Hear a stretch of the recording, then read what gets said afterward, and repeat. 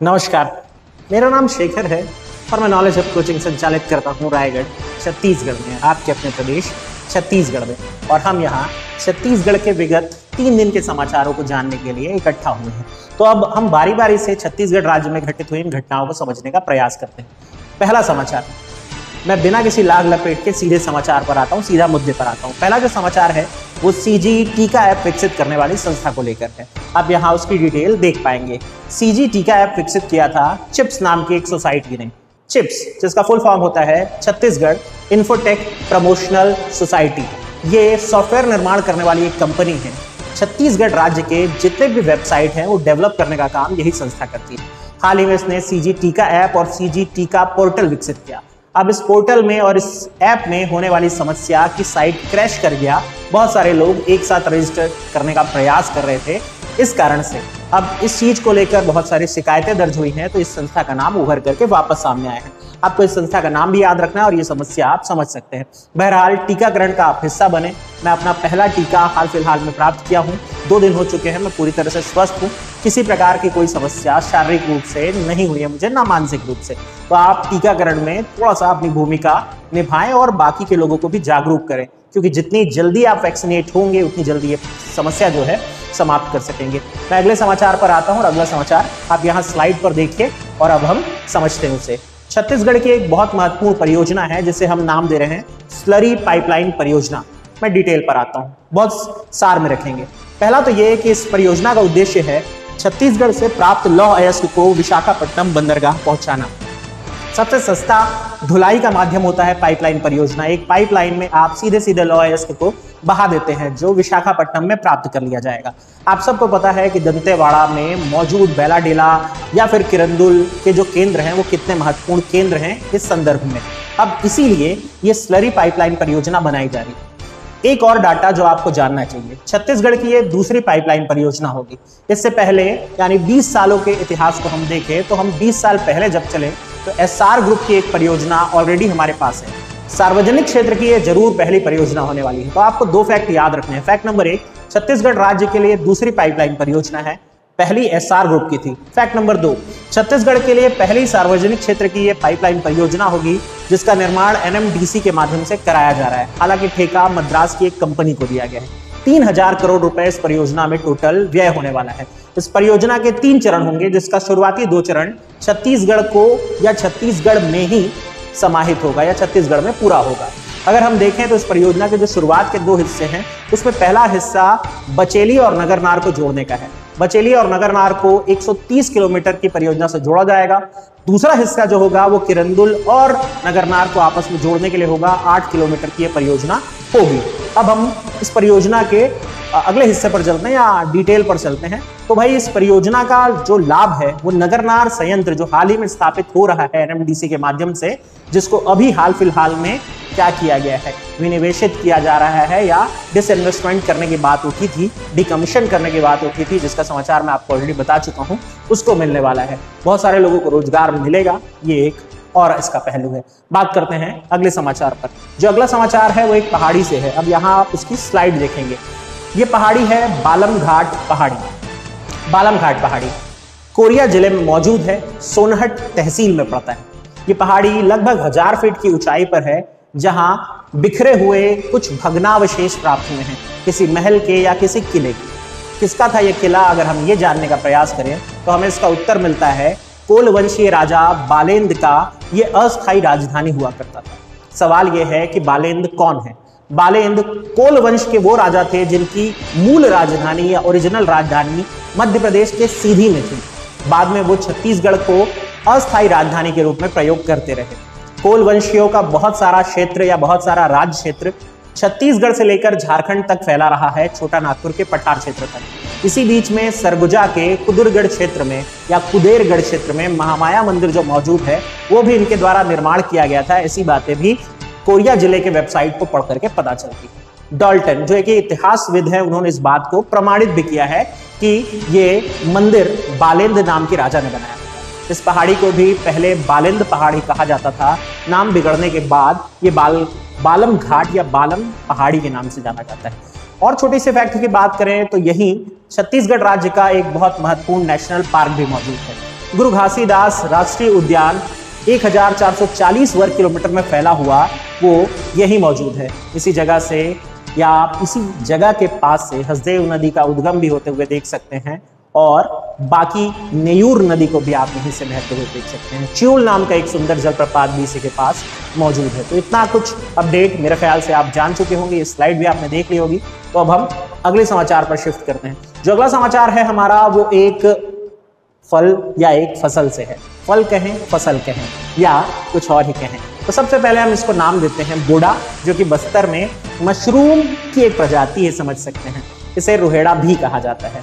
मैं थोड़ा सा इसके बारे में डिटेल में बताता हूँ। बोड़ा या मशरूम दुनिया की सबसे महंगी सब्जियों में से एक माना जाता है। वर्तमान रेट की अगर मैं बात करूँ 3000 रुपए प्रति किलो की दर से ये बेचा जाता है। बोड़ा साल वृक्ष के नीचे उत्पन्न होने वाला एक प्रकार का मशरूम ही आलू की तरह ये जमीन के भीतर होता है, जिसे खोद करके निकालना पड़ता है। ग्रामीण उसमें काफी दक्ष होते हैं। प्रोटीन, विटामिन, मिनरल से भरपूर होता है ये। और कहा जाता है यदि किसी कुपोषित बच्चे को आप ये देते हैं तो उसका कुपोषण चंद महीनों में, चंद दिनों में ही दूर हो जाएगा। दुनिया भर में इसकी मांग है और छत्तीसगढ़ के जो पड़ोसी राज्य हैं, चाहे उड़ीसा हो, तेलंगाना हो, झारखंड हो, मध्य प्रदेश हो, आंध्र प्रदेश हो, सब इससे बहुत अधिक मात्रा में खरीद करके ले जाते हैं। शायद बस्तर में इसीलिए कुपोषण समाप्त नहीं हो पा रहा है क्योंकि हमारा ध्यान तो बेचने पर है। जोक सपाट, मैं वापस आता हूँ उस मुद्दे पर। तो साल वृक्ष के नीचे अपने आप उत्पन्न होने वाला ये कमाल का जो उत्पाद है वो अभी बहुत डिमांड में है। इस बारिश ने इसको उत्पन्न करना शुरू कर दिया है। आप सब जानते हैं कि बस्तर में साल कितनी अधिक मात्रा में है। बस्तर को साल वनों का द्वीप भी कहा जाता है, ये तो आपको पता ही है। किसने कहा था ये याद है? गुलशेर अहमद सानी साहब ने ये कहा था। बहरहाल आयुर्वेदिक महत्व का भी माना जाता है और इससे कई तरह की आयुर्वेदिक दवाएं भी बनाई जाती हैं। झारखंड इसीलिए इसको बहुत ज्यादा खरीदता है। उम्मीद करता हूँ यहाँ तक आप अपडेट हो गए होंगे। तो अब हम अगले समाचार पर चलते हैं। अगला समाचार हमारे लिए एक छोटी सी अपडेट पे है। पैक्ड फूड के टेस्टिंग के लिए एक लैब की स्थापना की जा रही है। फिर से दोहराता हूँ, जो पैक्ड फूड आते हैं, डब्बा बंद खाद्य पदार्थ, उसकी टेस्टिंग के लिए हमारे यहाँ कोई भी लैब नहीं थी। अब नया रायपुर में इसके लिए एक फूड लैब बनाई जा रही है, जो कि माना जा रहा है पूरे मध्य भारत की सबसे बड़ी फूड टेस्टिंग लैब होगी। इससे पहले तक छत्तीसगढ़ या तो भोपाल या फिर हैदराबाद पर निर्भर रहा करता था। अब ये निर्भरता समाप्त होगी और हम पैक्ड फूड अपने यहाँ ही टेस्ट कर सकेंगे। इसका निर्माण प्रारंभ हो गया है। निकट भविष्य में इस साल के अंत तक इसकी शुरुआत हो जाने की बात सामने आई है। इसके अलावा हाल फिलहाल में एक वेयर हाउस का निर्माण भी किया गया है। ये वेयर हाउस आरंग में बनाया गया है। आरंग रायपुर में पड़ता है, ये भी आप जानते ही होंगे। Chhattisgarh state warehousing corporation के चेयरमैन अरुण गोरा के माध्यम से ये जानकारी हमें प्राप्त हुई है। तो अब हम अगले समाचार पर चलते हैं। अगले समाचार जिसकी स्लाइड आप यहाँ देख पा रहे होंगे, उसमें बात करेंगे सिलगेर गांव की। सिलगेर गांव चर्चा में बना हुआ है। एक छोटी सी घटना हुई और इस छोटी सी घटना ने बड़ा रूप ले लिया। घटना थी एक सीआरपीएफ के कैंप की स्थापना होना। पहले तो इस गांव की स्थिति को समझते हैं। ये गांव बीजापुर और सुकमा के बॉर्डर पर स्थित है। ज्यादातर इसका सुकमा में आता है, इसलिए इसे हम सुकमा का गांव मानते हैं। ग्रामीण भारी संख्या में यहाँ जमा हुए थे और वो सीआरपीएफ के कैंप बनने का विरोध कर रहे थे। उनका कहना था कि सीआरपीएफ कैंप का जो स्ट्रक्चर है, वहाँ जो बनाया हुआ कैंप है, वहाँ से जो काम करने वाले लोग हैं, जो पुलिस के जवान हैं, वो आसपास के गांवों में लोगों का हैरेसमेंट करते हैं और बिना किसी कारण के उन्हें जेल भेजने की धमकी देते हैं। इस बात का विरोध करते हुए ग्रामीण शांतिपूर्ण रूप से जमा हुए थे। शांतिपूर्ण ये जो जमावड़ा था वो पता नहीं किस तरह से उग्र जमावड़े में बदल गया और पुलिस वालों के अकॉर्डिंग पत्थरबाजी हुई। पत्थरबाजी के विरोध में गोलियां चली। पत्थर के विरोध में गोलियां चली। वापस आते हैं। खैर, हुआ ये कि 3 लोगों की मौत हो गई और 18 लोग बहुत बुरी तरह से घायल हैं। घायलों का इलाज चल रहा है, वो अलग बात है। लेकिन अब ये गांव इस कारण से चर्चा में आ गया है, राष्ट्रीय स्तर की न्यूज बन गई है। कोरोना के अपार्ट भी बहुत सारी चीजें चल रही है जिस पर हमें ध्यान देना चाहिए। तो अब इसमें 2 पहलू है। एक पुलिस वालों का पहलू जिनका कहना है कि पत्थरबाजी हुई है। दूसरा पहलू गांव वालों का कहना कि जो 3 लोग मरे हैं उनका नक्सलियों से कोई संबंध नहीं। वैसे इस बात से भी इनकार नहीं कर सकते कि गांव की जो भीड़ है उसको भड़काने का काम नक्सली कर रहे हैं। तो अब देखते हैं कि इसका क्या नतीजा निकलता है, कौन सा बीच का रास्ता सामने आता है। अगले समाचार पर चलते हैं। अगला समाचार हमारे लिए बीज लाडू से। एक बड़ी फनी सी अपडेट है। फनी कह लीजिए, इंटरेस्टिंग कह लीजिए। बीज लाडू, या अगर मैं अंग्रेजी में कहूँ तो होता है सीड बॉल। अब अगर मैं सीड बॉल के बारे में बताऊं तो ये जापान की एक तकनीक है जिसमें मिट्टी और गोबर का प्रयोग करके एक बॉल बनाई जाती है। उसमें बीज डाल दिए जाते हैं। इस बीज को अगर रैंडमली आप कहीं भी फेंक देते हैं तो बारिश पड़ने के साथ साथ ये बीज स्वस्फुटित हो जाता है, यानी खुद ब खुद अंकुरित हो जाता है और पेड़ लगने लगते हैं। उसकी देखरेख मेंटेनेंस करने की जरूरत नहीं पड़ती है। आमतौर पर फलदायी वृक्ष या छायादार वृक्ष लगाने का इसमें प्रयोग किया जाता है। वन या वानिकी बढ़ाने के लिए एक अच्छा एग्जाम्पल है। बस्तर में इसको अपनाया गया है। बस्तर में पंखुड़ी नाम का एक समूह है जो ये काम लगातार कर रहा है। तय किया गया है कि बस्तर में जो पर्यटक घूमने आएंगे उन्हें ये सीड बॉल वितरित किए जाएंगे, जिससे वो जब भी अपने क्षेत्र जाएं या जहां भी जाएं या उसे फेंक भी दें तो भी वृक्षारोपण बढ़ सके। तो अच्छी पहल है और इसका स्वागत होना चाहिए। अब हम बात करेंगे अगले समाचार पर, और ये समाचार राजीव गांधी किसान न्याय योजना से। एक बहुत इंपॉर्टेंट अपडेट आया है, बहुत ध्यान से सुनिएगा। राजीव गांधी किसान न्याय योजना जो लगातार पिछले वर्ष से जारी है, इस वर्ष भी इसका भुगतान प्रारंभ हो गया है। अपडेट यह है कि अब धान के अतिरिक्त बाकी फसलों को भी इसका हिस्सा बनाया जा रहा है। खरीफ मौसम 2021 के लिए मक्का, गन्ना, इसके अलावा होने वाली दलहन, तिलहन फसलें, रागी, राम तिल और भी बाकी के कोदो, कुटकी जैसे जो मोटे अनाज है, उन सबको भी इस योजना में शामिल कर लिया गया है। इस योजना में किसानों को प्रोत्साहन राशि या सहायता राशि के रूप में अतिरिक्त धनराशि प्रोवाइड की जाती है। लेकिन अपडेट यह है कि इस राशि में 1000 रुपए की कटौती की जा रही है। अब तक 1000 रुपए जो अतिरिक्त मिल रहा था वो अब नहीं मिलेगा। हालांकि धान अभी भी 2500 रुपए के समर्थन मूल्य में खरीदा जाएगा, ये कहा गया है, लेकिन ऐसा माना गया है या अनाउंसमेंट हो चुकी है कि 1000 रुपए की कटौती होगी। इसके पीछे का तर्क बताया गया है कि छत्तीसगढ़ में पर एकड़ 15 क्विंटल हम धान की उपज मान करके चलते हैं। इस तरह से किसानों को 666 रुपए का लाभ होता रहता है हर एकड़ के हिसाब से। ऐसी स्थिति में जब इस साल नए समर्थन मूल्य की घोषणा की जाएगी तो शायद जो धान है उसका समर्थन मूल्य बढ़ेगा। ऐसे में अतिरिक्त राशि का भुगतान छत्तीसगढ़ राज्य सरकार क्यों करे, और ये तर्क दे करके 1000 रुपए की कटौती कर दी गई है। लेकिन अपडेट इसके बाद भी है। छत्तीसगढ़ राज्य में इसी दौरान एक, आप ये स्लाइड में देख पा रहे होंगे, वैसे छत्तीसगढ़ राज्य में इसी बीच में एक और अनाउंसमेंट हुई है। वानिकी को बढ़ावा देने के लिए योजना बनाई गई है कि वो लोग जो वानिकी को प्रोत्साहन देंगे या अपने खेतों में वानिकी का काम करेंगे, उन किसानों को आगामी 2 सालों के लिए पर एकड़ 10,000 रुपए की राशि दी जाएगी। 4 किस्तों में यह भुगतान होगा, ये मुख्यमंत्री का कहना है। इसी के तर्ज पर अब हम अगली स्लाइड पर चलते हैं, जो आप यहां देख पा रहे होंगे, और अगला न्यूज समझ सकते हैं।